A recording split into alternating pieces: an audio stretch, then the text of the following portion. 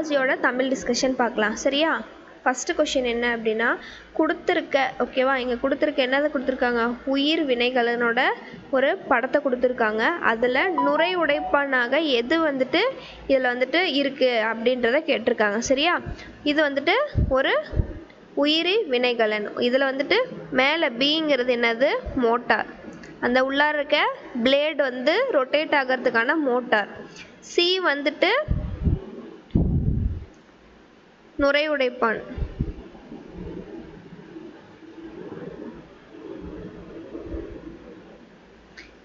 இது வந்து blade, impeller blade. இது வந்துட்டு காற்று உள்ளார போகிறதுக்காக. சரியா?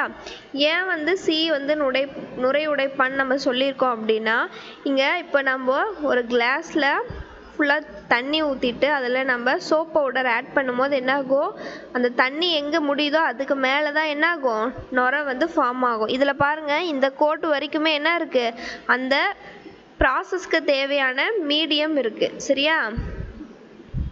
ஸோ அதுக்கப்புறம் மேலே இருக்க ஸ்பேஸில் தான் என்ன ஆகும், நுரை ஃபார்ம் ஆகும். அப்போ மேலே இருக்க அந்த பிளேடு தான் வந்துட்டு இந்த இடத்துல நுரை உடைப்பான். அப்போ ஆப்ஷன் சி தான் வந்து கரெக்டு. ஓகேவா?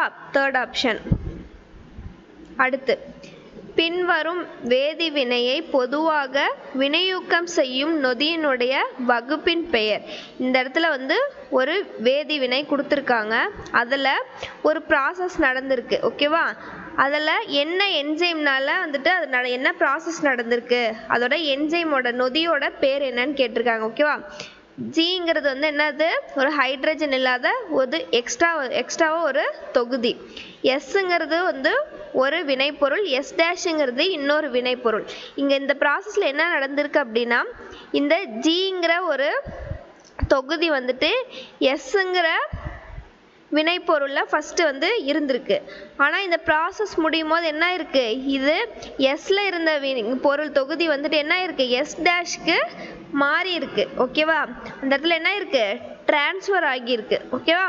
அப்போ அந்த டிரான்ஸ்ஃபர் ஆகிருச்சு அப்படின்னாலே என்னது, டிரான்ஸ்ஃபரேஸ் அப்படின்ற ஒரு நொதி தான் இதுக்கு ரீசன். அப்போ ரெண்டாவது ஆன்சர். அடுத்து, இதில் வந்துட்டு சில பிக்மெண்ட்ஸ் கொடுத்துருக்காங்க. ஓகேவா?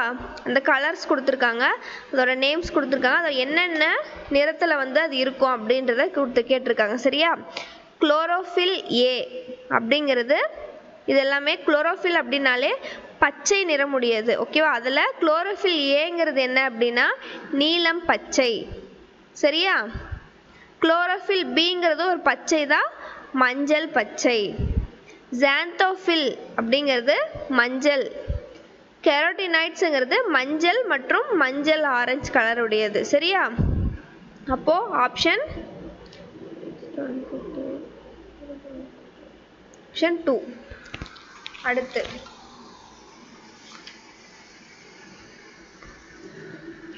பிரையோஃபைட்களின் வாழ்க்கை சூழலில் நடைபெறும் நிகழ்வுகளின் சரியான வரிசை என்பது அப்படிங்கிறது. ஓகேவா?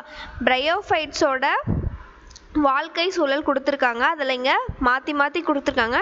கரெக்டான ஒரு ஆர்டரில் அரேஞ்ச் பண்ணி அது என்ன ஆர்டர்னு கேட்டிருக்காங்க. சரியா? ஃபஸ்ட்டு என்னாகும், கேமெட் வந்து ஃபார்ம் ஆகிறது. ஓகேவா? கேமெட்டாக உடலம் தலைப்பகுதியுடன் இணைவது. ஓகே, ஃபஸ்ட்டு வந்து கேமெட் வந்து ஃபார்ம் ஆகணும்னா அதோட உடலம் வந்து தனப்பகுதியில் வந்து ஜாயின் ஆகணும். ஓகே, அப்போது ஃபஸ்ட்டு வந்துட்டு பி. அடுத்து என்ன அப்படின்னா, ஓகே இதில் வந்துட்டு கேமெட் வந்து அட்டாச் ஆகிருச்சு. நெக்ஸ்ட் என்ன ஆகணும், அதில் இருக்க male and female organ release ஆகணும். சரியா? அப்போது ஆந்த்ரோஸ்வாய்ட்கள் நீரினுள் வெளியேறுவது. ஓகேவா? இந்த இருக்க மேல் வந்துட்டு தண்ணியில் வந்துட்டு அது பாலினேஷனுக்காக வெளியில் வரணும். ஓகே, அப்போ வந்து ஈ வந்து 2. ஓகேவா? இப்போது தண்ணியில் பாலினேஷன் நடந்துச்சு. இப்போ என்ன ஆயிரும், அது வந்து என்ன ஆகுது, எதுக்காக வந்து பாலினேஷன் ஆகுது, முட்டையோட சேரத்துக்கு. அடுத்தது என்ன வரணும், முட்டை. ஆந்த்ரோசோய்ட் முட்டையுடன் இணைவது, அதுதான் வந்து 3. ஓகே, இப்போ வந்து என்ன ஆயிடுச்சு, முட்டையோட சேர்ந்துருச்சு. அடுத்து என்ன ஆகணும், விந்தக உடலம் உருவாதல் 4. ஓகே, இதில் வந்துட்டு என்ன ஆயிடுச்சு, சைகோட் வந்து ஃபார்ம் ஆகி ஃபெர்டிலைசேஷன் நடந்துச்சு. ஒரு மடிய விந்துக்களை உருவாக்கும் குன்றல் பகுப்பு. ஹேப்ளாய்ட் செல். ஓகே, இப்போ வந்து செல் ஃபார்ம் ஆயிருச்சு. இப்போ நெக்ஸ்ட் ஹேப்ளாய்ட் செல்லாம் ஃபார்ம் ஆகி அங்கே வந்துட்டு டிவிஷன் நடக்கணுங்கிறது தான் லாஸ்ட். ஓகேவா? அப்போ ஆப்ஷன் 2 தான் வந்து கரெக்டான ஆன்சர். இதில் நான் மேட்ச் ஷீட் கொடுத்துருக்காங்க. ஓகேவா? குரோமோசோம் ஒரு செல்லோட பார்ட்ஸ் எல்லாம் கொடுத்துருக்காங்க. இப்போ ஒரு காம்பனண்ட் இருக்குது அப்படின்னா, இந்த ஒரு காம்பனண்ட் இருக்குன்னா அதோட பகுதிகள்லாம் கொடுத்துருக்காங்க. ஓகேவா? அதில் என்னென்ன, ஃபஸ்ட்டு சென்ட்ரோமியர் அப்படிங்கிறது குரோமோசோமில் ப்ரெசென்ட் ஆகிருக்கும். ஓகேவா? இந்த குரோமோசோம் நடுவில் இருக்க பகுதி தான் என்னது, சென்ட்ரோமியர். அந்த சென்ட்ரோமியரோட வேலை என்ன, செல் வந்து தனித்தனியாக வந்து பிரியறதுக்கு ஹெல்ப் பண்ணுறது. அப்போது செல் பிரிவு, அதுதான் வந்து சென்ட்ரோமியர். சீலியம் அப்படிங்கிறது குட்டி குட்டி முடி மாதிரி இருக்க குட்டி குட்டி வந்து பார்ட்ஸ் தான் வந்து என்னன்னு சொல்கிறாங்க, சீலியம் சொல்கிறாங்க. அது எதுக்கு, ஒரு ஆர்கானிசம் மூவ் ஆகிறதுக்கு ஹெல்ப் பண்ணுறது, ஒரு இடத்துலேருந்து இன்னொரு இடத்துக்கு நகர்றதுக்கு ஹெல்ப் பண்ணுறது. அப்போது செல் நகர்வு. கிறிஸ்டே அப்படிங்கிறது என்னென்னா, மைட்டோகாண்ட்ரியாவில் அந்த சுருக்கம் அதில் மடிப்பு வருது இல்லை, அந்த மடிப்பை தான் என்னன்னு சொல்லுவாங்க, கிறிஸ்டேன்னு சொல்லுவாங்க. அப்போ வந்து மைட்டோகாண்ட்ரியம். செல் சவ்வு அப்படிங்கிறது என்னென்னா, இப்போது ஒரு பாக்டீரியா இருக்குன்னா அதோட வெளியில் இருக்க ஜவ்வை தான் சொல்கிறாங்க. ஓகேவா? அது எப்படி இருக்கும் அப்படின்னா, 2 அடுக்கு பாஸ்போ கொழுப்புகளாக இருக்கும். லிப்பிட் பைலேயர்னு பார்த்துருப்போம்ல, அந்த மாதிரி லேயராக இருக்கும். அப்போ வந்து 4. சரியா?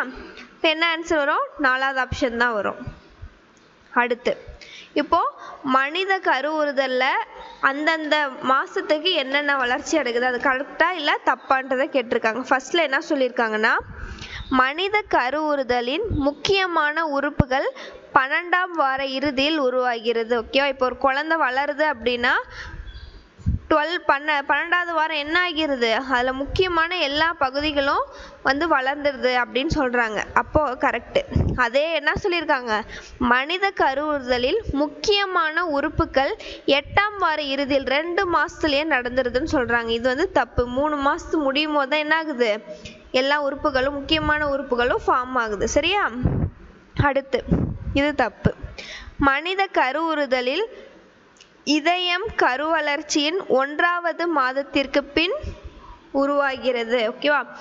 1ஆம் மாதம் முடியும் போதே 1ஆம் மாதம் முடிஞ்சதுக்கப்புறம் என்ன ஆகிறது, இதயம் வந்துட்டு ஃபார்ம் ஆகிறது.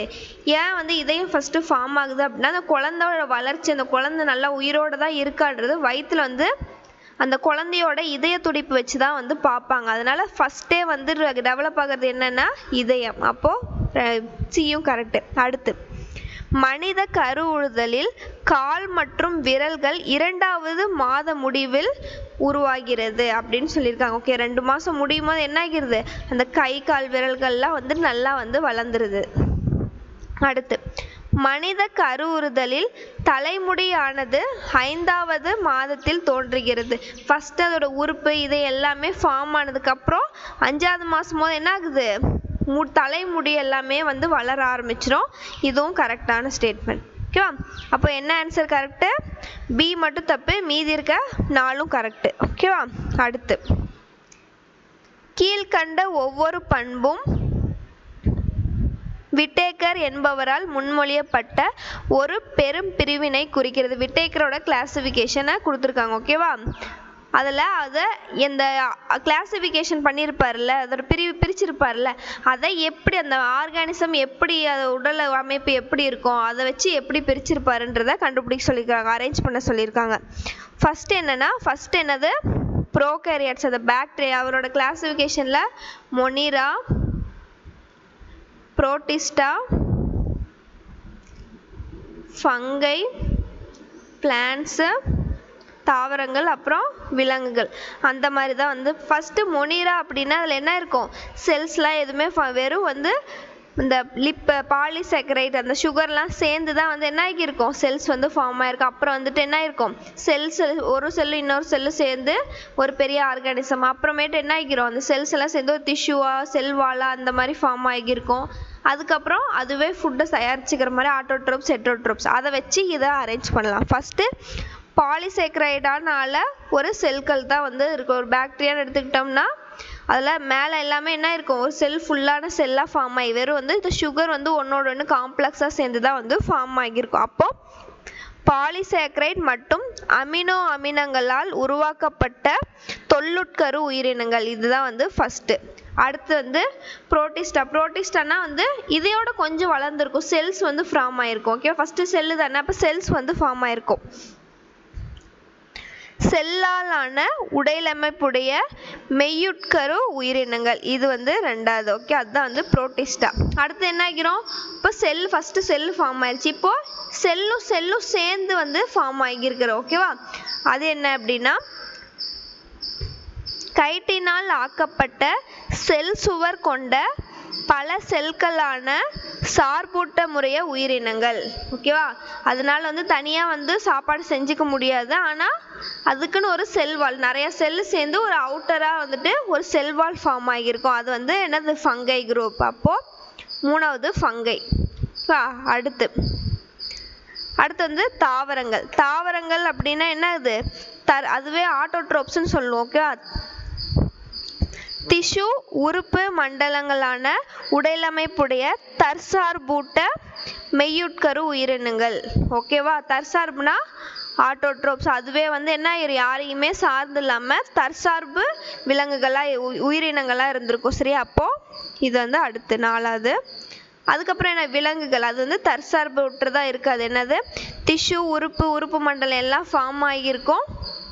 உடல் அமைப்பு கொண்ட சார்பூட்ட, தற்சார்பு கிடையாது, சார்பூட்ட முறை உயிரினங்கள். அது வந்து அதுக்கு சாப்பிடணும் அப்படின்னா வேற ஒரு இடத்துல இருந்து ஃபுட்டு விலங்கு கிட்ட இருந்தையோ தாவரங்கத்திலேயோ எடுத்துக்கிட்டா மட்டும்தான் அதுக்கு என்ன பண்ணும், அதுக்கு தேவையான உணவு கிடைக்கும். அதனால ப்ரிப்பேர் பண்ண முடியாது. அப்போ ஃபிஃப்த், அப்போ ஆப்ஷன் 1.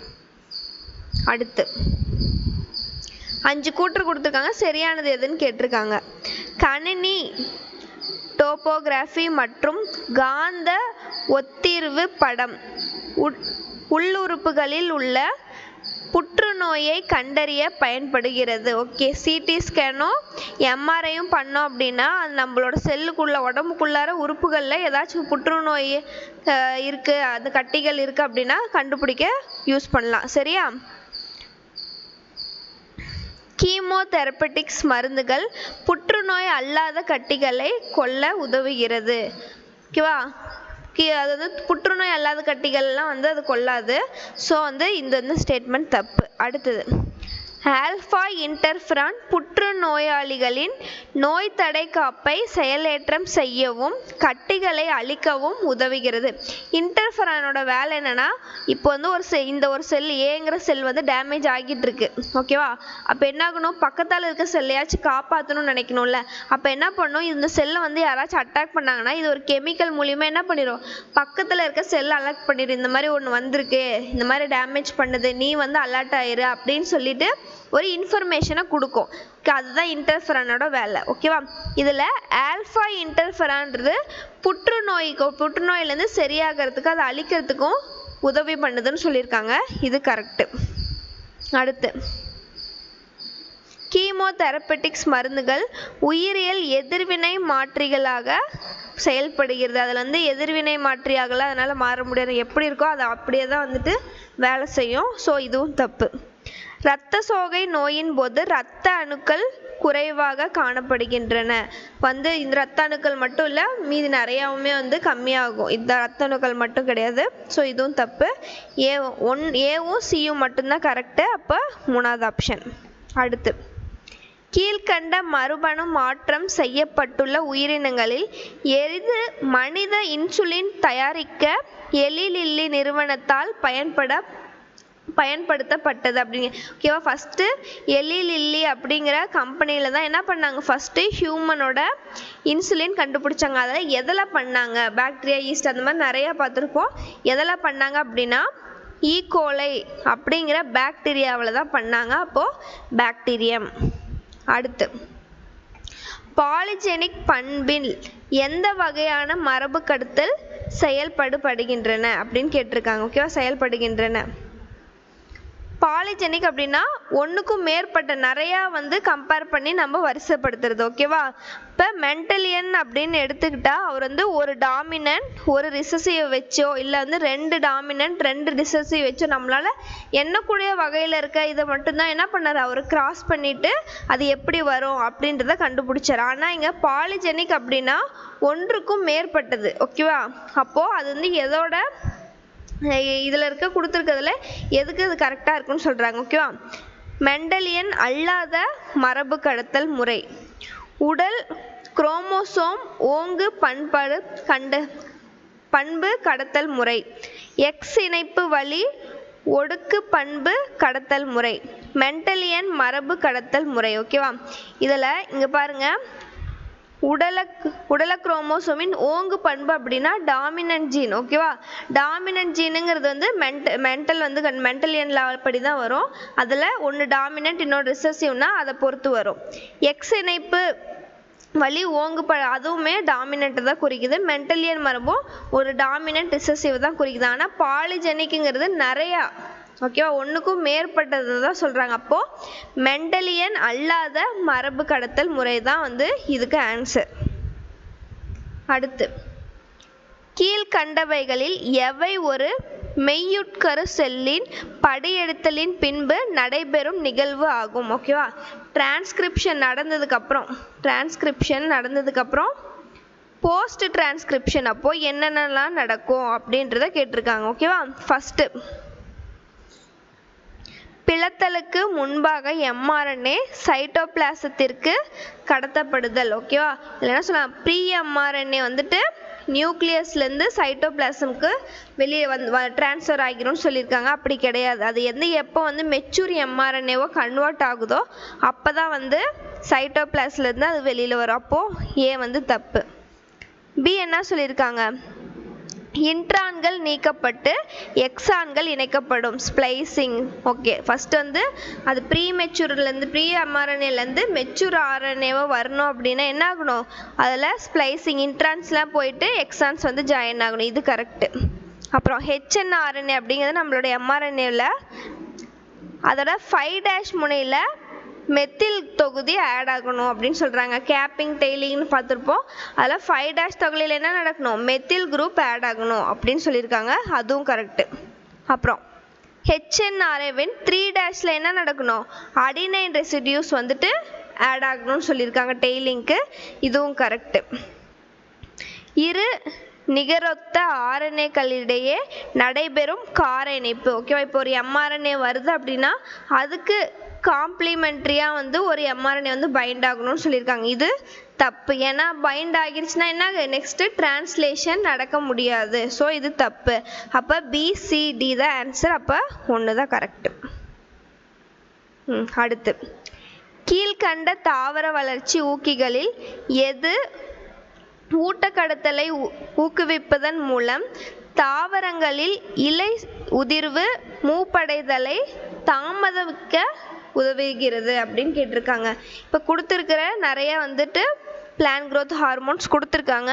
அதில் பிளான்ட்டுக்கு நல்லா வந்து நியூட்ரிஷன்ஸ் கொடுத்து அது வயசாகிறத தள்ளி போடுறது எதுன்னு கேட்டிருக்காங்க. ஓகேவா? தாமதிக்கிறது எதுன்னு கேட்டிருக்காங்க. ஓகேவா? அப்சிசிக் அமிலம் என்ன பண்ணோம், அதை ஏஜிங்கை என்ஹான்ஸ் பண்ணோம்.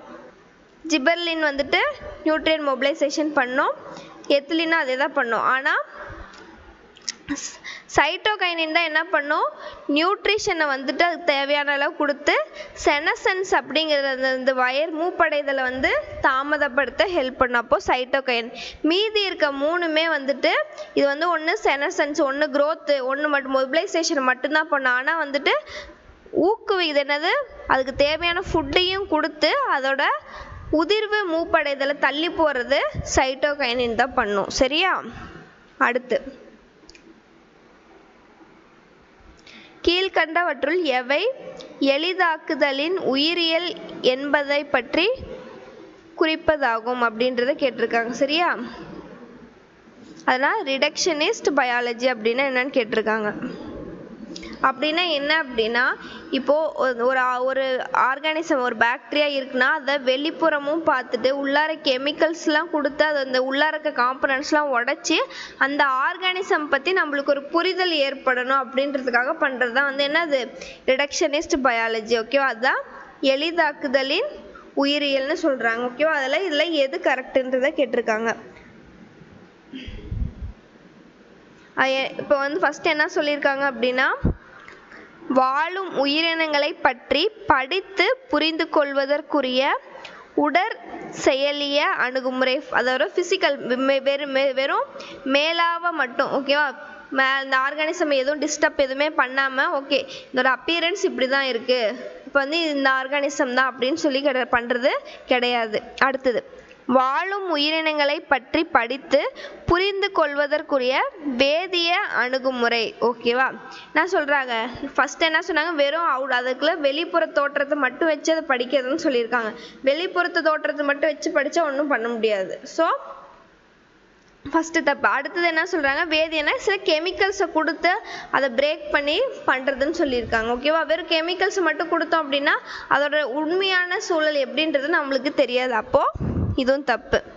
வாழும் உயிரினங்களை பற்றி படித்து புரிந்து கொள்வதற்குரிய நடத்தை செயல் அணுகுமுறை, அது எதுவுமே பண்ணாமல் இப்போ ஏதாச்சும் ஒன்று கொடுத்து நம்மள ஏதாச்சும் ஒன்று கொடுத்து அந்த ஆர்கானிசம் அதுக்கு எப்படி ரியாக்ட் ஆகுது அப்படின்றத பார்த்து புரிஞ்சுக்கிறது. இந்த ஆர்கானிசம் இந்த டைமுக்கு ஃபுட் எடுத்துக்கும், இந்த டைம் இந்த ஃபுட் எடுத்துக்கிறதுக்கு இந்த மாதிரி பண்ணோன்னா நம்ம அதை ஃபாலோ பண்ணி பண்ணுறதுன்னு சொல்லியிருக்காங்க. அது மாதிரினா அந்த ஆர்கானிசம் பற்றி ஃபுல்லாக படித்தது ஆகாது. அடுத்தது வாழும் உயிரினங்களை பற்றி படித்து புரிந்து கொள்வதற்குரிய வேதிய அணுகுமுறை. ஓகேவா? ஃபர்ஸ்ட் என்ன பண்ணுவாங்க இப்போ ஒரு பாக்டீரியா இருக்குன்னா ஓகே அது இந்த மாதிரி ஷேப்பில் இருக்குது, ரவுண்ட் ஷேப்பில் இருக்குது, இல்லைன்னா ராட் ஷேப்பில் இருக்குது, இல்லைன்னா ஸ்பைரல் ஷேப்பில் இருக்குன்னு ஃபஸ்ட்டு பார்த்துட்டு அதுக்கப்புறம் கெமிக்கல்ஸ் ஏதாச்சும் கொடுத்து அந்த பாக்டீரியாவை குட்டி குட்டியாக பிரேக் பண்ணி ஓகே அதில் ப்ரோட்டீன் இப்படி இருக்குது, கார்போஹைட்ரேட்ஸ் இப்படி இருக்குது, இத்தனை அமினோ ஆசிட் இருக்குன்னு படிக்கிறது தான் வந்துட்டு ரிடக்ஷனிஸ்ட் பயாலஜி அப்படின்றது. ஓகேவா? ரெண்டையுமே சேர்ந்து இயற்கையாகவும் அதை பார்க்கணும், வேதியியல் முறையிலே அதை பார்த்தா மட்டும்தான் அந்த ஆர்கானிசம் பற்றி நம்ம ஃபுல்லாக தெரிஞ்சுக்க முடியும். வெறும் மேலோட்டமாக பார்த்தாலும் புரியாது, வெறும் கெமிக்கல்ஸ் மட்டும் கொடுத்தோம்னாலும் புரியாது, ரெண்டுத்தையும் சேர்த்து பார்த்தா தான் புரியும். ஓகேவா? அடுத்து டிசீஸ் கொடுத்துருக்காங்க, டிசீஸ்க்கான காரணிகள் கொடுத்துருக்காங்க. ஓகே ஒரு வியாதிக்கான காரணிகள் கொடுத்துருக்காங்க, என்னென்னு பார்க்கலாம். ஃபஸ்ட்டு எம்பசீமா அப்படிங்கிறது என்னன்னா அல்வியோலர் ரீஜனில் வந்து சேதமடைஞ்சு சுவாசம் குறைபாடு, ஓகே சுவாச கோளாறு நடக்கிறது தான் வந்துட்டு என்னது எம்பசீமா அப்படிங்கிறது. ஓகேவா? அடுத்து ஆஞ்சைனா பெக்டோரிஸ் அப்படிங்கிறது என்னன்னா இதய தசைக்கு தேவையான இதயத்துக்கு தேவையான ஆக்சிஜன் கிடைக்காம இருக்கிறது தான் வந்துட்டு. ஓகேவா? அதனால என்ன ஆகும் தீவிரமாக நெஞ்சு வலி, அந்த ஆர்ட்ரிஸ் ஹார்ட்டுக்கு போகிற வெயினில் ஏதாச்சும் ஒரு பிளாக் இருந்து அதுக்கு ஆக்சிஜன் போகாமல் இருந்தால் அந்த நெஞ்சு வலி வருதுன்னு சொல்கிறோம்ல, அதை தான் வந்து என்ன சொல்லுவாங்க ஆஞ்சைனா பெக்டோரிஸ் அப்படின்னு சொல்கிறாங்க. அடுத்தது கிராமலூரோ நெஃப்ரிட்டிஸ் அப்படிங்கிறது என்னது அந்த கிளாமுலர் இருக்கிற பகுதி வந்து ஏதாச்சும் டேமேஜ் ஆகி இல்லைன்னா வீக் ஆகி அந்த மாதிரி இருக்கிறது தான் வந்து என்னன்னு சொல்லலாம் கிளாமருலோ நெஃப்ரிட்டிஸ் அப்படின்னு சொல்கிறது. ஓகேவா?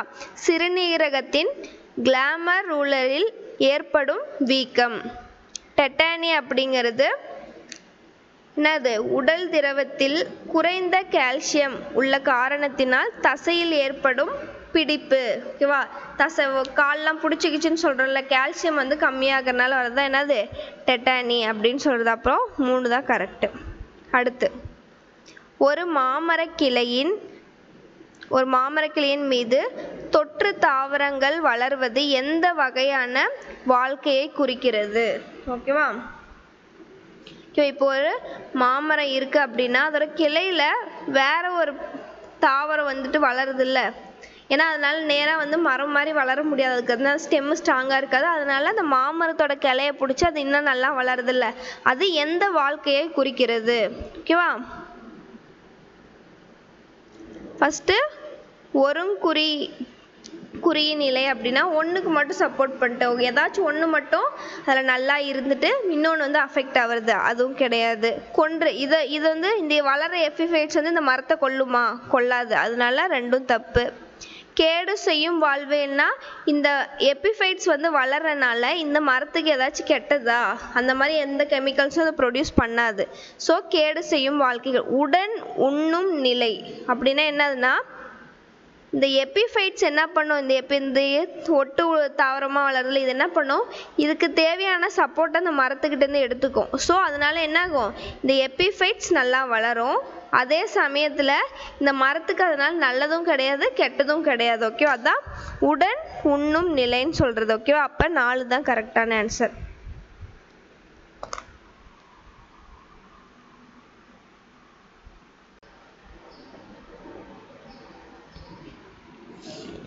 ஓகே, அடுத்து என்ன கொஷின் கேட்டிருக்காங்கன்னா பொறுத்துக்க கேட்டிருக்காங்க. அதில் Alfred Hershey and Martha chase என்ன கண்டுபிடிச்சாங்கன்னு கேட்டிருக்காங்க. அவங்க தான் என்னது டிஎன்ஏ மரபு பொருள் அப்படின்னு கன்ஃபார்ம் பண்ணவங்க. சரியா, எப்படி கன்ஃபார்ம் பண்ணாங்கன்னா ஒரு பாக்டீரியோஃபேஜ்குள்ளார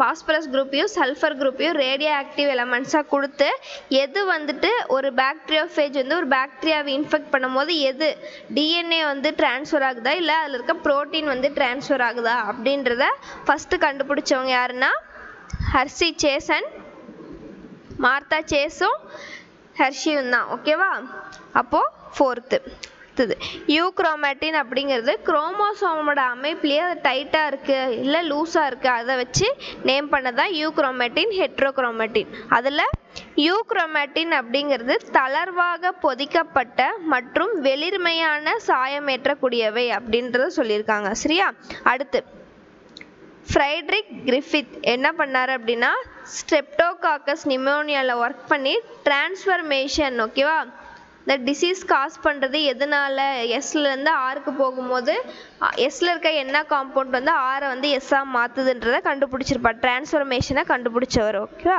அடுத்து ஹெட்ரோக்ரோமேட்டின் அப்படிங்கிறது அடர்த்தியாக பொதிக்கப்பட்ட மற்றும் கருமையாக சாயமேற்றக்கூடியவை அப்படின்றது. ஓகே, அப்போ 2வது ஒன்று தான் கரெக்டு. அடுத்து மனித செல்களில் எந்த குரோமோசோமில் அதிக எண்ணிக்கையிலான மரபணுக்கள் காணப்படுகின்றன? ஓகேவா, ஹியூமன் ஜீனோம் ப்ராஜெக்ட் பண்ணும்போது அவங்க குரோமோசோம் ஹியூமனில் இருக்க எல்லா குரோமோசோமையும் எடுத்து அதெல்லாம் வச்சு ஆராய்ச்சி பண்ணியிருப்பாங்க. அதில் இப்போ எதில் கம்மியான குரோமோசோம் இருக்குது எதில் அதிகமான குரோமோசோம் இருக்குதுன்னு கேட்டிருப்பாங்க, கொடுத்துருப்பாங்க. இதில் எந்த குரோமோசோமில் அதிக எண்ணிக்கையிலான மரபணு ஜீன் வந்து இருக்குன்றதை கேட்டிருக்காங்க. 1வது குரோமோசோம். அடுத்து சோதனை குழாய் கருவுறுதல் முறையை பின்பற்றுவதில் உள்ள குறைபாடுகள் எவைன்னு கேட்டிருக்காங்க. ஓகே, ஐவிஎஃப் மூலியமாக வந்து ட்ரீட்மெண்ட் பண்ணுறதுல எது வந்துட்டு அதோட ட்ராபேக்ஸ் என்னன்றதை கேட்டிருக்காங்க. ஓகேவா, தாயிற்கு அதிகரித்தல் இறப்பு அபாயம், டெத்து வந்து அதிகமாக இருக்குதுன்னு சொல்லியிருக்காங்க. அந்த மாதிரி எதுவும் கிடையாது. மிகுந்த விலையுள்ள கருவிகளையும் மருந்துகளையும் உள்ளடக்கியது.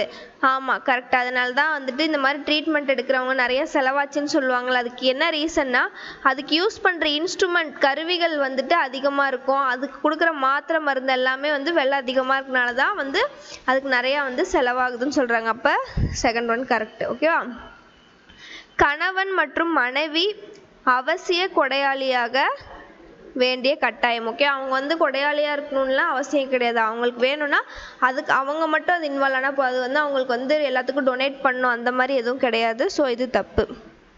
அனாதைகளை தத்தெடுத்தலை குறைக்கிறது. இந்த மாதிரி ட்ரீட்மெண்ட் மூலிமா நேச்சுரலாகவே அவங்க வந்து என்ன ஆகிறாங்க, ப்ரெக்னென்ட் ஆகிறாங்க, அவங்களுக்கு பேபி கிடைச்சிருது. அந்த இடத்துல என்ன ஆகுது, இன்னொருத்தவங்களை தத்தெடுக்கணும் இல்லை அம்மா அப்பா இல்லாத குழந்தைங்களை தத்தெடுக்கணுங்கிறது என்ன ஆகிறது, கம்மியாகிறது. அப்போது இது கரெக்டு. இந்தியாவில் இது கிடைப்பதில்லை அப்படின்றத சொல்லியிருக்காங்க. நிறைய ஹாஸ்பிட்டல்ஸ் வந்துட்டு ஆட்லேயும் வருது. நாம் பார்க்கும்போதே நார்மலாகவே இந்த ஹாஸ்பிட்டல் வந்து முன்னெல்லாம் லேராக இருக்கும். இப்போ நிறைய இடத்துல வந்துட்டு இதெல்லாம் வந்துட்டு ஃபார்ம் ஆயிடுச்சு. ஸோ இந்தியாவில் இல்லைன்னு சொல்லியிருக்காங்க. இதுவும் தப்பு. அடுத்து ஆரம்ப நிலையில் உள்ள நீடித்து வாழ சாத்தியக்கூறுகள் இல்லாமல் போவது. ஆமாம், இந்த மாதிரி ட்ரீட்மெண்ட் கொடுத்தா அந்த குழந்தை அவங்க கன்சீவ் ஆகிட்டாலுமே அது வந்து ஃபஸ்ட்டில் வந்துட்டு என்னாகும், அது வந்து கரெக்டாக வந்து ஃபார்ம் ஆகி அந்த பேபி வளர்றது ரொம்ப கஷ்டம். சீக்கிரமாக வந்து அதை நிற்காமையும் போகலாம், ப்ரெக்னென்ட் ஆகாமலும் போகலாம். அந்த மாதிரி சான்ஸ் அதிகமாக இருக்குது. அப்போது எது கரெக்டான ஆன்சரு? BDF.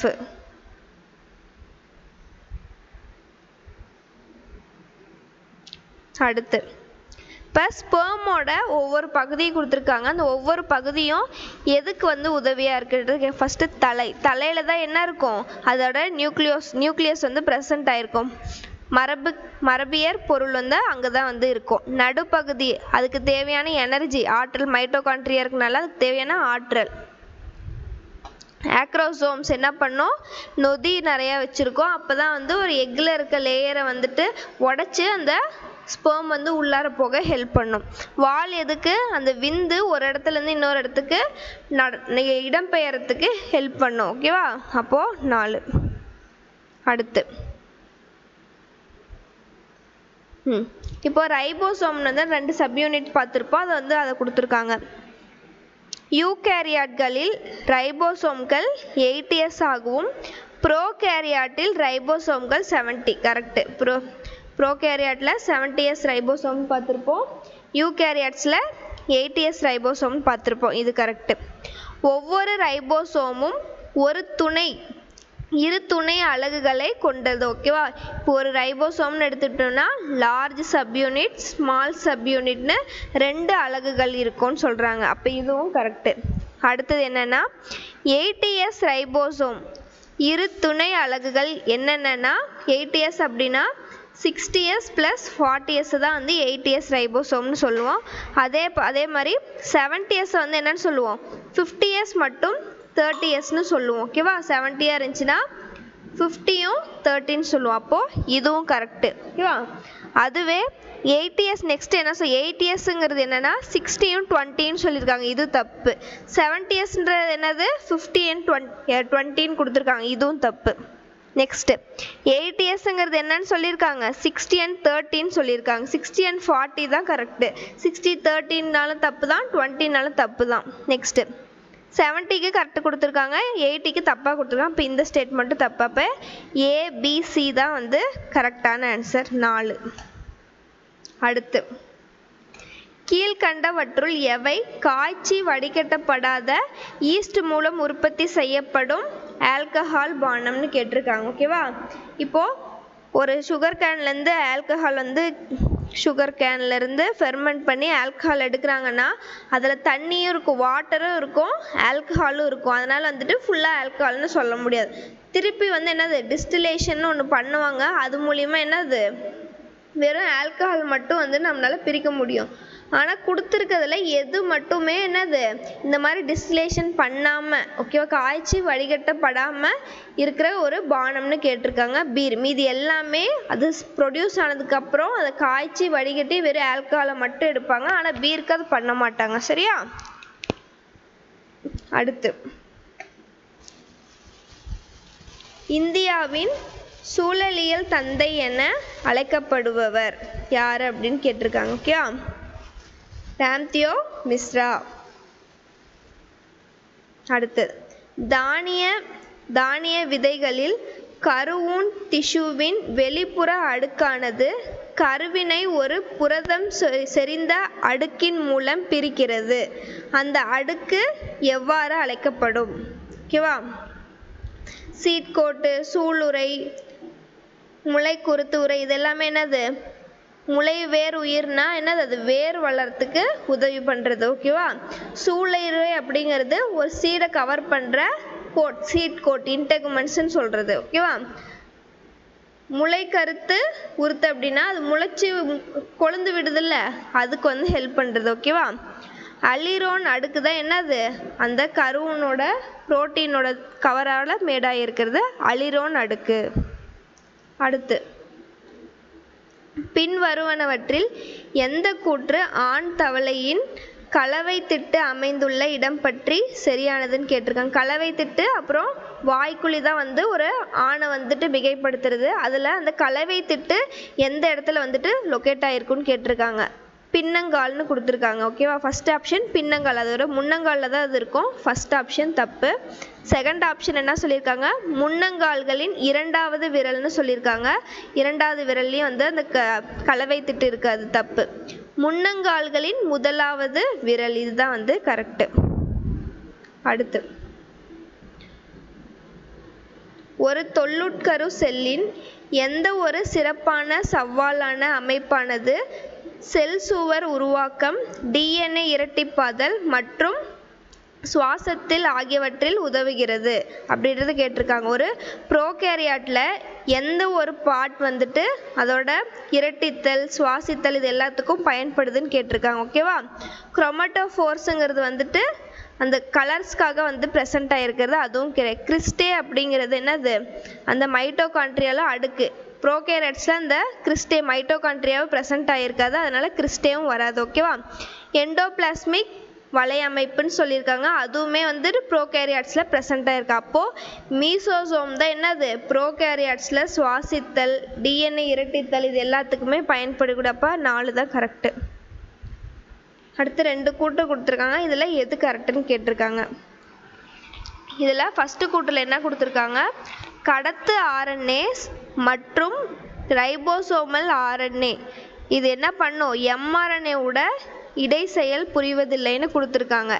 எம்ஆர்என்ஏவோட ரைபோசோமல் ஆர்என்ஏவும் டிரான்ஸ்ஃபர் ஆர்என்ஏவும் வந்தால் தான் அந்த இடத்துல என்ன ஆகும், புரோட்டீனை ஃபார்ம் பண்ண முடியும். வெறும் எம்ஆர்என்ஏவால் எதுவும் பண்ண முடியாது. ஸோ இந்த ஃபஸ்ட்டு கூற்று தப்பு. செகண்ட் கூற்றில் என்ன சொல்லியிருக்காங்க, ஆர்என்ஏ இடையீட்டுதலை, ஆர்என்ஏ ஐ. ஓகேவா? அது என்னது, மெய்யுட்கடு உயிரிகளுள் நடைபெறும் செல்லக பாதுகாப்பின் ஒரு முறை. ஓகேவா? இப்போது ஒரு பிளான்ட்டில் ஏதாச்சும் ஒரு பூச்சி வந்து அதோட இன்ஃபெக்ஷனை காஸ் பண்ணுது, ப்ரோட்டீனை ப்ரொடியூஸ் பண்ணி இன்ஃபெக்ஷன் காஸ் பண்ணுது அப்படின்னா ஆர்என்ஏ ஐயை என்ன பண்ணும், ஆர்என்ஏ ஐ என்ன பண்ணுன்னா இந்த இன்செக்ட் ப்ரொடியூஸ் பண்ணுற எம்ஆர்என்ஏல போய் பைண்ட் பண்ணி ஒரு செல்லுலர் டிஃபென்ஸை வந்து கிரியேட் பண்ணும். ஓகேவா? அப்போ இது கரெக்டான ஃபஸ்ட்டு ஸ்டேட்மெண்ட் தப்பு, செகண்ட் ஸ்டேட்மெண்ட் கரெக்ட். அப்போது 3. அடுத்து, தவளையின் உடலிலிருந்து இதயத்திற்கு ஆக்சிஜன் இல்லாத இரத்தத்தை எடுத்து செல்லும் இரத்த குழாயின் பெயர் என்னன்னு சொல்கிறாங்க. ஓகேவா?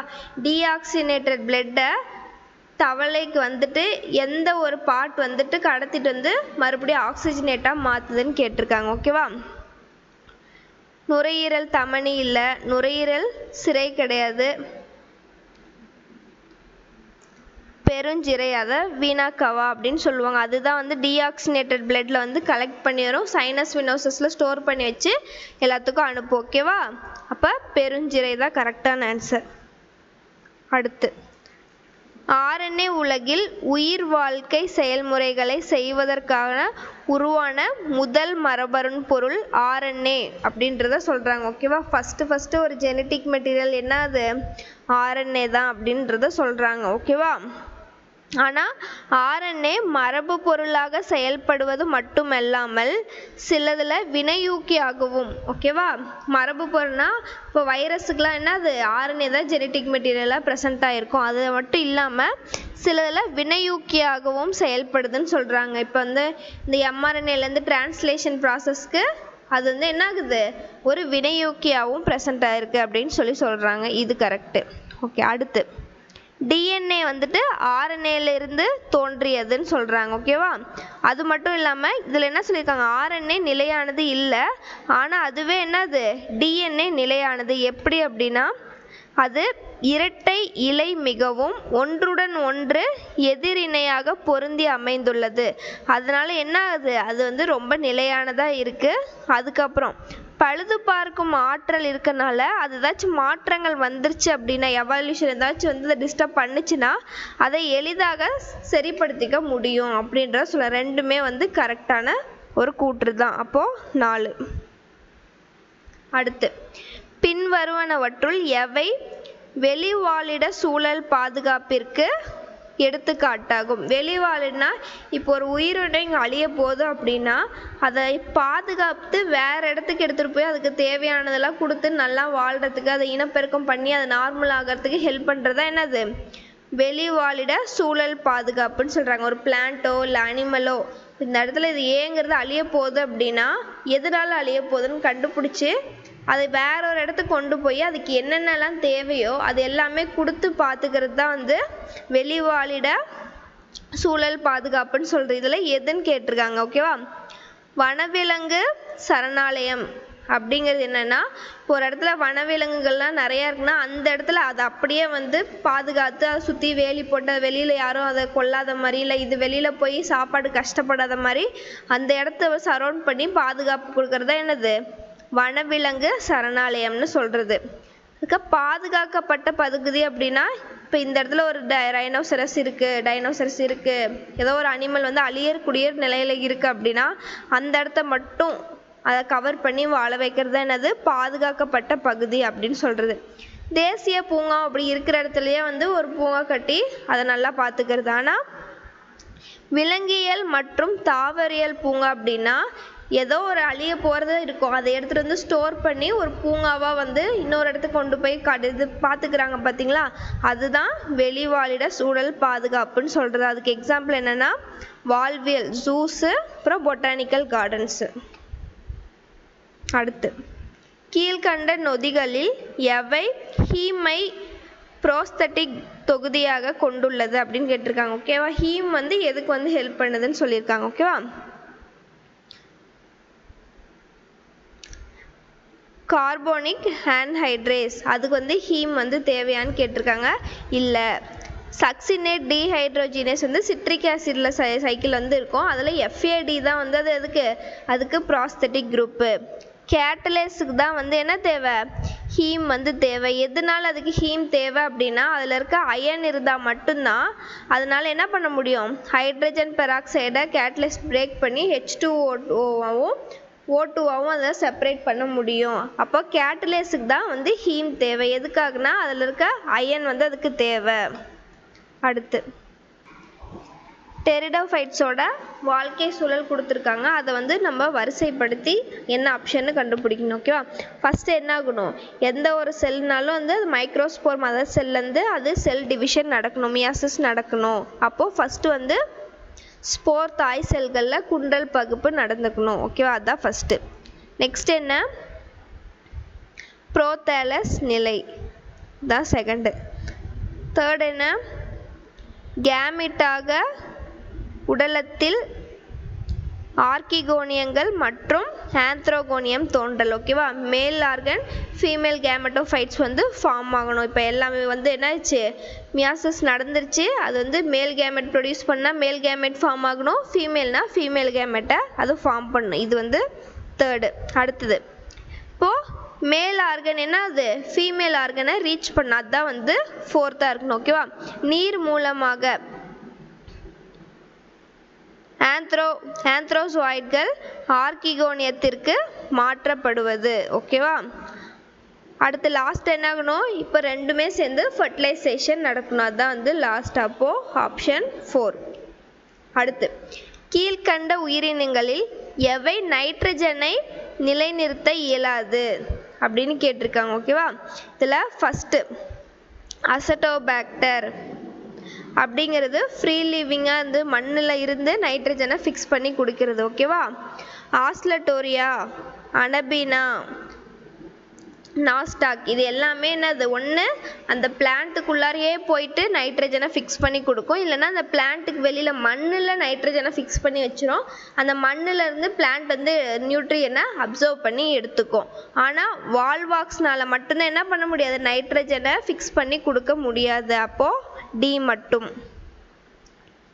இப்போது ஒரு சயின்டிஸ்ட் வந்து ஒர்க் பண்ணுறாங்க, என்ன கண்டுபிடிக்கிறாங்கன்னா, புதிதாக கண்டறிந்த ஓர் உயிரினில் பண்புகளை கண்டறியும் வேளையில் ஒரு ஆராய்ச்சியாளர் முதிர்ச்சி அடைந்த அவ்வுயிரியின் திசுவேலையை கண்டறிந்த போது, ஓகேவா, ஒரு புதுசாக ஒன்று கண்டுபிடிக்கிறாங்க, அது நல்லா வளர்ந்ததுக்கப்புறம் அந்த அதில் உள்ள ரிசர்ச் பண்ணுறாங்க. என்ன பண்ணுறாங்கன்னா, ஒரு உடற்குழி நடுப்படை அடுக்கு திசு உடற்சுவரை நோக்கி காணப்படுது. ஃபஸ்ட்டு உள்ள ஒரு உடற்குழி வந்து என்னாகுது, அதோட மீசோடம் லேயரில் ஃபஸ்ட்டு இருந்திருக்கு, ஆனால் நடுப்படை அடுக்கு திசு உணவு குழாயை நோக்கி இல்லாதனையும் காண்கிறார். ஆனால் அது உள்ளார போக போக என்ன ஆகுது, அந்த ஃபஸ்ட்டு மேலாப்பில் பார்க்கும்போது என்ன இருந்திருக்கு, அந்த மீசோடம் லேயர் ப்ரெசன்ட் ஆகியிருக்கு. ஆனால் இன்னும் உள்ளார அலிமெண்ட்ரிக்கு அந்த மாதிரி உணவு குழாயெல்லாம் பார்க்கும்போது என்ன ஆகுது, அந்த டிஷ்யூ இல்லாமல் காணப்படுது. அப்போ அது என்ன வகையான டிஷ்யூவாக இருக்கும் அப்படின்றத கேட்டிருக்காங்க. ஓகேவா? இந்த மாதிரி வந்து பேட்சாக வந்து ப்ரெசன்ட் ஆச்சுன்னா அது என்னன்னு சொல்கிறாங்க, பொய்யான உட்குழி கொண்டவை அப்படின்னு சொல்கிறாங்க. சூடோசிலோமேட் அப்படின்றத நம்ம சொல்லியிருக்கோம். ஓகேவா? ஃபுல்லாக இருந்துச்சுன்னா அதாவது சிலோமேட் அந்த மாதிரி நம்ம சொல்லுவோம். அடுத்து ஒரு பிளான்ட்டோட ஃப்ளோரல் ஃபார்முலா வச்சு கேட்டிருக்காங்க. ஃபர்ஸ்ட்ல என்ன சொல்லியிருக்காங்க, ஒரு மலர் சூத்திரத்தில் இந்த மாதிரி சிம்பிள் இருக்கிறது அப்படின்றது என்னங்க, இரு சமச்சீர் மலரை குறிக்குதுன்னு சொல்லிடுறாங்க. இப்போ ஃபஸ்ட்டு இரு சமச்சீர் மலர், அதாவது ஜைகோமார்பிக் ஃப்ளார்னு சொல்கிறாங்க. இந்த ஜி அண்டர்ஸ்கோரை வந்து என்னன்னு சொல்கிறாங்க, இன்ஃபீரியர் ஓவரின்னு சொல்கிறாங்க. ஓகேவா? இது இரு சமச்சீர் மலர்னா அது இந்த மாதிரி தான் காட்டணும், ப்ளஸ் மாதிரி காட்டக்கூடாது. அப்போது இது தப்பு. அதே மாதிரி ஜிக்கு கீழே கோடு இருந்துச்சுன்னா அது வந்து இன்ஃபீரியர் கிடையாது, சுப்பீரியர். இது தப்பு. அடுத்ததில் என்ன சொல்லியிருக்காங்க, அதே சிம்பிளை இது வந்து என்ன சொல்கிறாங்க, ஆக்னோமார்பிக். ஓகேவா? 6 சமச்சீர் மலர்னு சொல்லியிருக்காங்க. இது கரெக்டு. அதே மாதிரி ஜி கீழே இருக்கிறது என்னது, சுப்பீரியர் ஓவரின்னு சொல்லியிருக்காங்க. ஓகேவா? அப்போது செகண்ட் கூற்று கரெக்டு, ஃபஸ்ட்டு கூற்று தப்பு. அப்போ 3வது தான் கரெக்டு. இதில் 2 சொல்லியிருக்காங்க, 2 கூற்று இதுலேயும் கொடுத்துருக்காங்க.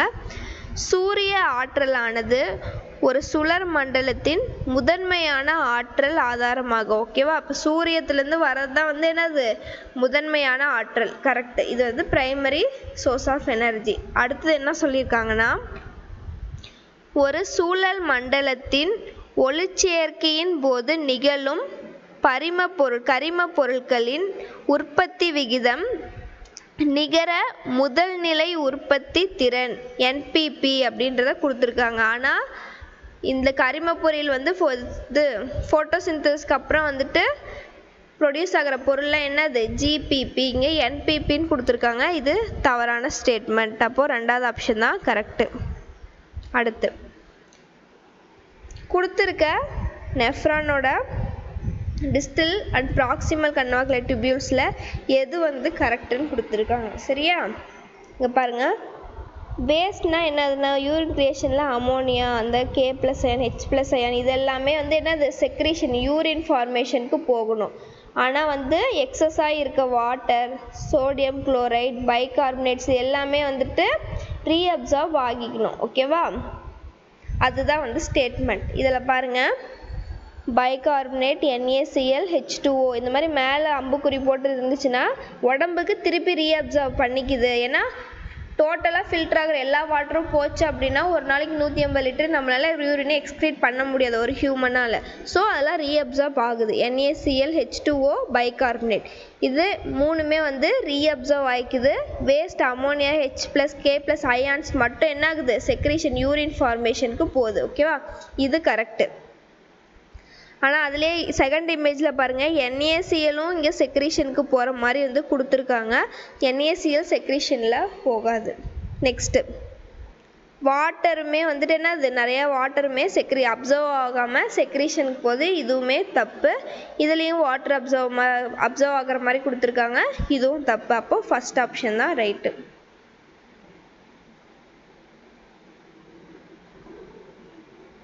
அடுத்து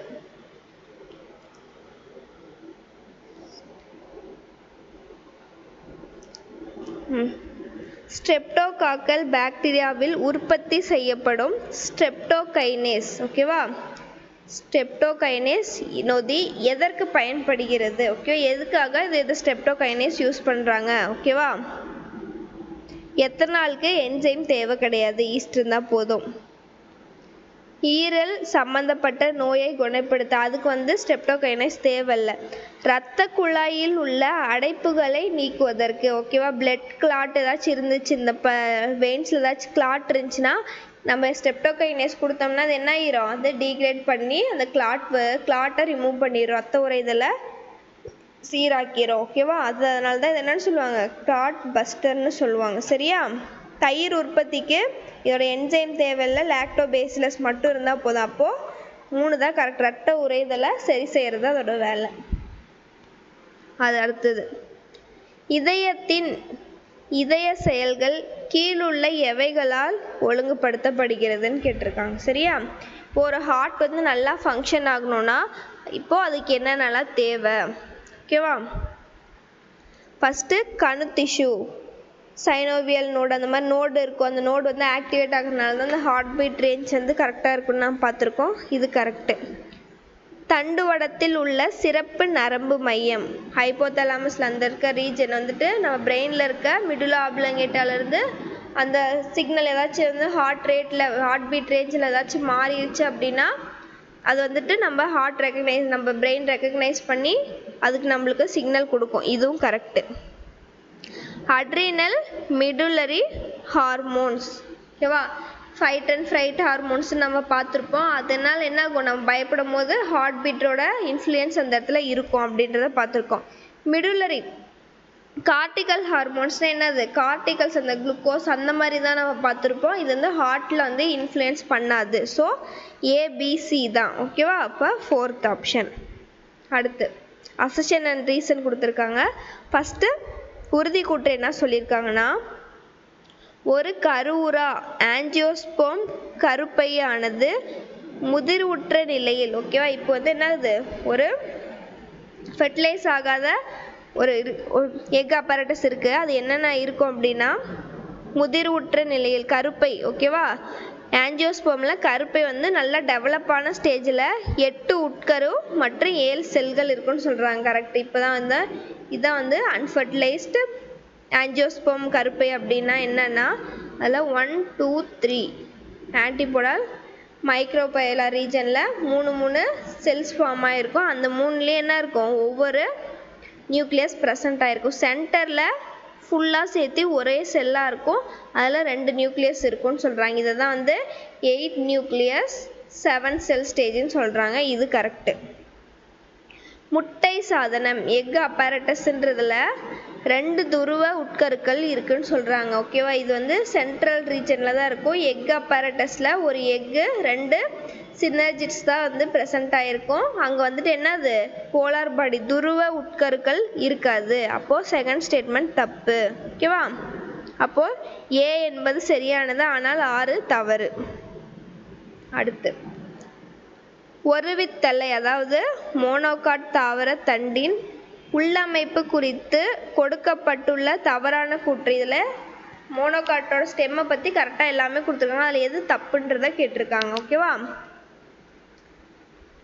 குழாய்த்திரள் கற்றைகள் சிதறி காணப்படுகின்றது. ஓகேவா? அது வந்து டைகாட்டுக்கு வந்து இது ரெண்டுமே க்ளோஸ் அரேஞ்ச் ஆகி காம்பேக்டாக இருக்க மாதிரி இருக்காது. ஸ்பாஞ்சிலியா அது தனித்தனியாக சிதறி கிடைக்கும்னு சொல்கிறாங்க. இது கரெக்டு.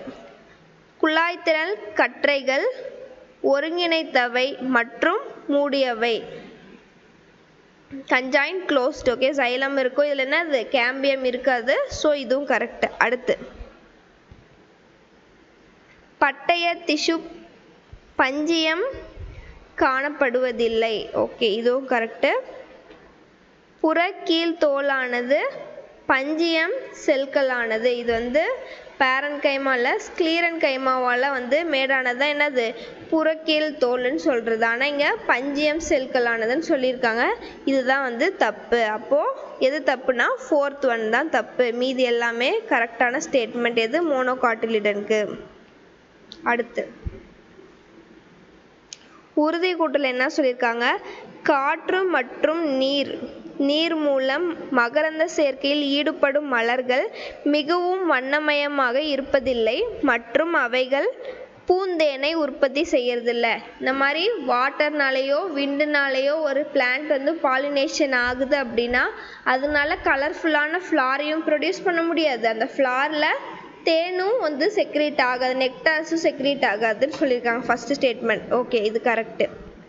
அதுக்கான ரீசன் என்னன்னு சொல்லியிருக்காங்கன்னா, காற்று மற்றும் நீர் மூலம் மகரந்த சேர்க்கையில் ஈடுபடும் மலர்கள் மகரந்த தூள்கள் மிக பெரும் அளவில் உற்பத்தி. ஓகே, இதில் விண்டுனாலேயோ வாட்டர்னாலேயோ ஒரு பிளான்ட் வந்து பாலினேஷன் ஆகுதுன்னா நிறையா போலன் கிரெயின்ஸை ப்ரொடியூஸ் பண்ணணும். ஆனால் ஃபஸ்ட்டு ஸ்டேட்மெண்ட்டில் அசர்ஷனில் என்ன சொல்லியிருக்காங்க, இதனால ஏன் வந்து வண்ணமயமான பூக்களையும் தேனையும் செக்ரேட் பண்ண முடியல அப்படின்றத ரீசனில் சொல்லியிருக்காங்க. ஆனால் வேற ஒரு ஸ்டேட்மெண்ட் கொடுத்துருக்காங்க, அது கரெக்டு தான். ஆனால் வந்து அசர்ஷனை எக்ஸ்பிளைன் பண்ணலை. ஸோ ஏ மற்றும் ஆர் ரெண்டுமே கரெக்டு தான். ஆனால் ஆர் வந்துட்டு ஏவை ஏன் அப்படின்றது எக்ஸ்பிளைன் பண்ணலை. ஏன் வந்துட்டு இதனால வண்ணமயமான பூக்களையோ இல்லை வந்துட்டு இது பூச்சிக்கு தேவையான தேனையோ செக்ரேட் பண்ண முடியல அப்படின்னா, இப்போ ஒரு பிளான்ட் வந்து ஒரு பூ வந்து கலர்ஃபுல்லாக இருக்குன்னா எதுக்காக அது கலர்ஃபுல்லாக இருக்குன்னா ஒரு பூச்சி, ஏன்னா பூச்சி மூலியமாக தான் அதனால் பாலினேஷன் ஆக முடியும். ஸோ அந்த பூச்சியை வந்து அட்ராக்ட் பண்ணி தன்னுக்கிட்ட இழுத்துக்க தான் என்ன இருக்குது, கலர்ஃபுல்லான பிளான்ட் இருக்குது. அந்த பூச்சி வந்தால் வந்து சும்மா வந்துட்டு எதுவுமே இல்லாமல் இருக்கக்கூடாதுன்னு அதுக்கான கிஃப்டாக என்ன வச்சுருக்கு, நெக்டாரை செக்ரேட் பண்ண. ஸோ அந்த பூச்சி நெக்டாரை எடுத்துக்கிற டைமில் போலன் கிரெயின்ஸையும் எடுத்துகிட்டு போய் பாலினேஷன் பண்ணணுன்றதுக்காக தான் வந்துட்டு இது இருக்குது. ஆனால் வாட்டர்னாலையும் விண்டுனாலையும் ஆகிறதுக்கு பூச்சி அட்ராக்ட் பண்ணணும்னு எந்த நீடுமே கிடையாது. ஸோ அதனால் அது பண்ணலை. ஓகே, அதுதான் வந்து ரீசனில் கொடுத்துருக்கணும். இங்கே வேற ஒரு ஸ்டேட்மெண்ட்டை கொடுத்துருக்காங்க. அடுத்து செல்களின் நியோபிளாஸ்டிக் பண்புகளாக, ஓகேவா, செல் கேன்சராக மாறப்போகுதுன்னா அதுக்கு என்னென்ன கேரக்டர் இருக்கணுன்றதை கேட்டிருக்காங்க. மொத்தமாக பெறக்கூடிய செல்களின் ஒரு திரட்சி, ஓகேவா, ஒரு செல் வந்து நிறையா வந்து பெருக்கக்கூடியது அப்படின்றத சொல்லியிருக்காங்க. பெருக்கக்கூடிய செல்களின் ஒரு திரட்சி, விரைவில் பெருக்கக்கூடிய செல்கள், சீக்கிரமாக வந்து அது மல்டிப்ளை ஆகிரும். ஓகேவா, ஊடுருவல் மற்றும் சுற்றிலும் உள்ள செல்களுக்கு தீங்கு விளைவித்தலாமா. இங்கே ஒரு செல் வந்துட்டு டேமேஜ் ஆகிட்டு வருதுன்னா பக்கத்தால் இருக்க செல்லையும் போய் டேமேஜ் பண்ணி விடுற கேரக்டர். ஓகேவா, அசல் இடத்தில் நிலைத்திருப்பது. இப்போ ஒரு கேன்சரஸ் செல் இந்த இடத்துல இருக்குன்னா அது அதே இடத்துலையே இருக்குது, அது இன்னொரு செல் இடத்துக்கு போய் இன்னொரு செல்லையும் டேமேஜ் பண்ணும். இதெல்லாம் அசல் இடத்துல இருக்குங்கிறது தவறான ஸ்டேட்மெண்ட். இப்போ எதெல்லாம் கரெக்டு, ஏபிசி மட்டும் கரெக்டு. சரியா, அடுத்து மைட்டோகாண்ட்ரியாவில் எலக்ட்ரான் டிரான்ஸ்போர்ட் செயின் சங்கிலியின் உள்ள கூட்டமைப்பு இரண்டின் மாற்று பெயர் என்னன்னு கேட்டிருக்காங்க. சரியா, இப்போ எலக்ட்ரான் டிரான்ஸ்போர்ட் செயினில் 4 காம்ப்ளெக்ஸ் பார்த்துருப்போம். ஓகேவா, அதில் ஃபஸ்ட்டு செகண்ட் காம்ப்ளெக்ஸோட நேம் என்னன்னு கேட்டிருக்காங்க. ஃபஸ்ட்டு காம்ப்ளெக்ஸ் என்னது, NADH டிஹைட்ரோஜீனஸ், இது வந்து ஃபஸ்ட்டு. செகண்ட் என்னது, சக்சினேட் டிஹைட்ரோஜீனஸ், இதுதான் வந்து செகண்டு. ஓகேவா, அப்போது செகண்ட் காம்ப்ளெக்ஸ் என்னன்னா சக்சினேட் டிஹைட்ரோஜீனஸ். ஓகேவா, சைட்டோக்ரோம் C1ங்கிறது சி ஆக்சிஜனேஸுங்கிறது ஃபோர்த்து, இது வந்து தேர்டு. அப்போ செகண்ட் என்னன்னா சக்சினேட் டிஹைட்ரோஜீனஸ். அடுத்து பாலிமரேஸ் சங்கிலி வினை, பாலிமரேஸ் செயின் ரியாக்ஷனில் DNA வந்து மல்டிப்ளை ஆகுது. ஓகேவா, அதோட ஈக்குவேஷன் என்னன்னு கேட்டிருக்காங்க. ஓகேவா, இதில் ஒரு நிமிஷம் ஒரு DNA என்னவா மாறுது, ரெண்டாக வந்து டிவைட் ஆகி அந்த மாதிரி மல்டி, அப்போ 2n 2n square n square 2n+1லாம் கிடையாது. ஒரு ஸ்டாண்ட் கொடுத்தோம் அப்படின்னா அது 2 ஸ்டாண்ட், அப்போ 2n தான் வந்து கரெக்டான ஸ்டேட்மெண்ட். நெக்ஸ்ட்டு நம்ம ஃபஸ்ட்டு கொஷினில் பார்த்த மாதிரி இங்கே ஒரு கொஷின் கேட்டிருக்காங்க. சரியா, இங்கே ஒரு பிளாஸ்மிட் கொடுத்துருக்காங்க.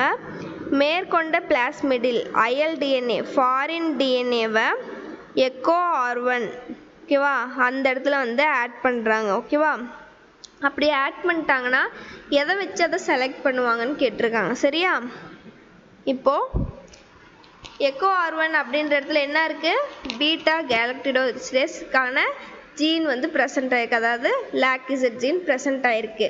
இப்போ நீ ஃபாரின் DNAவை ஆட் பண்ணனா என்ன பண்ணும், இதை இந்த இடத்துல கட் பண்ணி இங்கே இருக்க ஜீனை எடுத்துகிட்டு உன்னோட ஃபாரின் DNA ஆட் பண்ணணும். ஓகேவா, ஆட் பண்ணும்போது என்ன ஆகிரும், இது நார்மலாக இதில் நீ எந்த இன்சர்ட்டுமே பண்ணாமல் இந்த பாக்டீரியா இதில் இந்த பிளாஸ்மிட் இருக்க பாக்டீரியா ஆச்சு அப்படின்னா ப்ளூ கலர் காலனிஸ் வந்து ப்ரொடியூஸ் பண்ணியிருக்கோம்.